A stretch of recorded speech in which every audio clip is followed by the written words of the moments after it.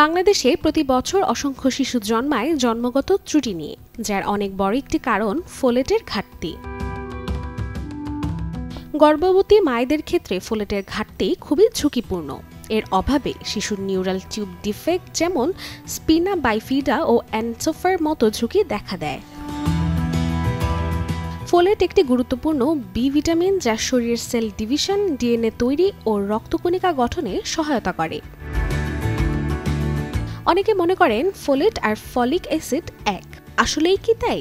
Folate হলো প্রাকৃতিক vitamin B9 যা খাবার থেকে পাওয়া যায়, আর ফলিক অ্যাসিড হলো এর কৃত্রিম রূপ যা সাপ্লিমেন্ট ও ফোর্টিফাইড খাবারে থাকে। ফোলেট প্রাকৃতিকভাবে পাওয়া যায় শাকসবজির ডাল থেকে। এছাড়াও গরুর যকৃত, ডিম, দুধেও ফোলেট থাকে। প্রাপ্তবয়স্কদের প্রতিদিন 400 mcg ফোলেট বা ফলিক অ্যাসিড প্রয়োজন।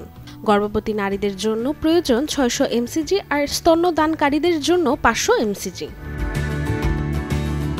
গর্ভাবস্থায় তাই ফলিক অ্যাসিড গ্রহণের পাশাপাশি প্রাকৃতিক উৎস থেকেও নিয়মিত ফোলেট গ্রহণ করতে হবে।